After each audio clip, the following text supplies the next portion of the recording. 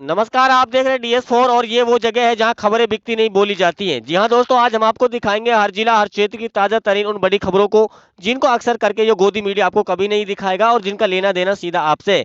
क्योंकि केंद्र सरकार के बड़े फैसलों से लेकर के राजनीति के उस घटनाक्रम को जिसको आम नागरिक को जानना बहुत जरूरी है। अगर आप एक सत्य पत्रकार को सपोर्ट करते हैं तो वीडियो को लाइक कर दीजिए और चैनल को सब्सक्राइब कर दीजिए, क्योंकि आपकी छोटी सी हिम्मत हमें सच तक पहुंचने की हिम्मत देती है। चलिए अब शुरुआत करते हैं आज की बड़ी खबरों से। रायबरेली में राहुल गांधी के खिलाफ मानहानि का मामला दर्ज, मोदी और शाह पर टिप्पणी का मामला। राहुल गांधी लगातार कई मुश्किलों में घिसते नजर आ रहे हैं। उन पर मानहानि का परिवार दायर किया गया है। ये शिकायत प्रधानमंत्री और गृह मंत्री के खिलाफ उस अभद्र टिप्पणी का लेकर भाजपा कार्यकर्ताओं ने एफआईआर दर्ज कराई है, जिसमें प्रधानमंत्री मोदी को गद्दार वाला बयान दिया था।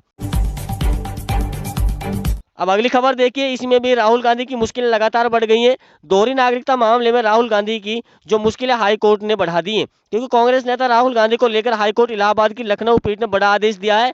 अदालत ने दोहरी नागरिकता मामले में प्राथमिकी दर्ज करने और ब्रिटिश नागरिकता से जुड़े आरोपी की जांच केंद्रीय एजेंसी से कराने की बात कही दी है। कोर्ट के निर्देश के बाद अब मामले में आगे की कानूनी प्रक्रिया और तथ्यों की विस्तृत जांच शुरू होने की संभावना बताई गई है। अब इसी के साथ देखिए, प्रधानमंत्री मोदी की सांसदी भी खतरे में आ सकती है और गिरफ्तारी भी हो सकती है। नीट एग्जाम को लेकर के युवाओं ने सड़कों पर उतरकर जो विरोध जताया है, वो प्रधानमंत्री मोदी के लिए एक नया काल बनकर उभर रहा है, क्योंकि प्रधानमंत्री मोदी के इस्तीफे की मांग तेज हो गई है। कहा गया कि धर्मेंद्र प्रधान के इस्तीफे पर सिग्नेचर करने से जो प्रधानमंत्री बच रहा है और उसको बचाने की कोशिश कर रहा है, हम उस प्रधानमंत्री को अपने देश की बागडोर नहीं रहने देंगे। उस प्रधानमंत्री मोदी का इस्तीफा लेंगे और उसकी डिग्री की भी जांच कराएंगे। बंगाल में घुसपैठियों पर बड़ा एक्शन, हर जिले में बनेंगे होल्डिंग सेंटर। पश्चिम बंगाल में अवैध घुसपैठ के मुद्दे पर सरकार ने बड़ा कदम उठाया है। राज्य के हर जिले में होल्डिंग सेंटर बनाए जाने की तैयारी शुरू कर दी है। इस फैसले के बाद राजनीतिक माहौल भी गर्मा गया है। सरकार का कहना है कि सुरक्षा व्यवस्था को मजबूत करने और अवैध गतिविधियों पर रोक लगाने के लिए ये कार्रवाई जरूरी है। उज्ज्वल गैस कनेक्शन के लिए हर साल होगा बायोमेट्रिक वेरिफिकेशन। जी हां, आप एक गैस उपभोक्ता हैं तो आपकी सब्सिडी भी रुक सकती है। केंद्र सरकार ने उज्ज्वल योजना के लाभार्थियों के लिए नया नियम लागू किया है। अब योजना के तहत गैस कनेक्शन लेने वाले उपभोक्ताओं को हर साल में कम से कम एक बार आधार आधारित बायोमेट्रिक वेरिफिकेशन यानी ई-KYC कराना अनिवार्य है। तय प्रक्रिया पूरी नहीं करने पर गैस रिफिल पर मिलने वाली सब्सिडी को रोक दिया जाएगा। दिल्ली एयरपोर्ट पर कोरोना से भी बड़ा एक और वायरस दस्तक दे चुका है। दिल्ली एयरपोर्ट पर इबोला को लेकर के सरकार ने एडवाइजरी जारी की है और कांगो युगांडा से आने वाले यात्रियों पर नजर बनाने की अपील की है। इंदिरा गांधी अंतर्राष्ट्रीय एयरपोर्ट के केंद्रीय अफ्रीका में इबोला के प्रकोप को मद्देनजर रखते हुए अंतर्राष्ट्रीय यात्रियों के लिए स्वास्थ्य एडवाइजरी जारी की है। यात्रियों को क्षणों को सूचना देने और सावधानी बरतने की अपील की है। अखिलेश यादव ने कांग्रेस गठबंधन पर दिया बड़ा बयान। समाजवादी पार्टी के प्रमुख अखिलेश यादव ने साफ कर दिया है कि कांग्रेस के साथ गठबंधन आगे भी जारी रहेगा। उन्होंने कहा कि लोकसभा चुनाव में मुद्दा सिर्फ सीटों का नहीं बल्कि जीत का था और आगे भी उसी रणनीति पर काम किया जाएगा। अखिलेश के इस बयान के बाद यूपी की राजनीति में गठबंधन को लेकर चल रही अटकलों पर विराम लग गया है।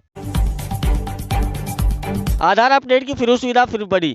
UIDAI ने लोगों को बड़ी राहत देते हुए आधार कार्ड के नाम और पते जैसे दस्तावेज ऑनलाइन अपडेट करने की मुफ्त सुविधा की तारीख और बढ़ा दी है। अब आधार धारक जून 2027 तक बिना किसी शुल्क के अपने दस्तावेज अपडेट कर सकेंगे। सरकार का कहना है कि ज्यादा से ज्यादा लोग समय रहते अपने रिकॉर्ड सही करा लें और वो भी फ्री में।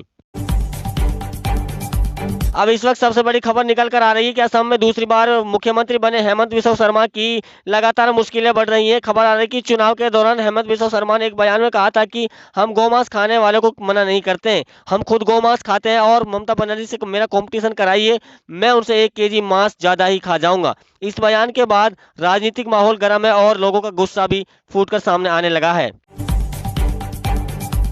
सावधान, अब AI से काटे जाएंगे चालान। अब 40 जगहों पर AI से चालान शुरू हो चुके हैं। आपके लिए ट्रैफिक नियम तोड़ना भी महंगा पड़ सकता है, क्योंकि 2 व्हीलर पर दोनों के लिए हेलमेट लगाना सरकार ने जारी कर दिया है।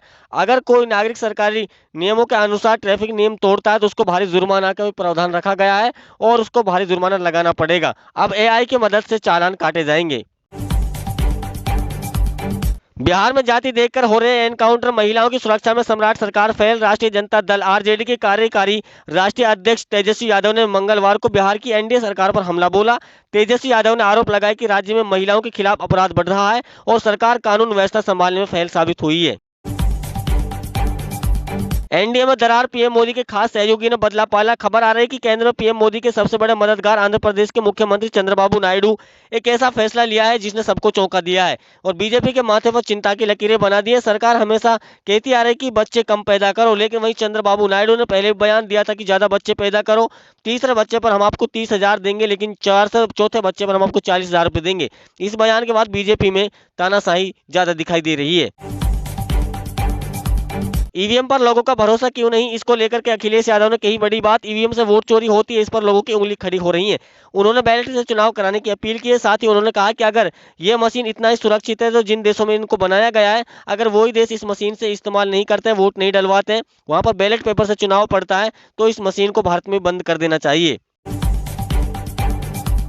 अनिल अंबानी पर कड़ी कार्रवाई, एपस्टीन फाइल पर बिल गेट्स का बड़ा कबूलनामा। प्रवर्तन निदेशालय ने मनी लॉन्ड्रिंग रोकथाम कानून के तहत बड़ी कार्रवाई की है। रिपोर्ट के अनुसार ईडी ने अनिल अंबानी के मुंबई स्थित आलीशान घर अबोर्ड को जब्त कर लिया है। इस घर की अनुमानित कीमत जो लगभग 3,716 करोड़ रुपए बताई जा रही है।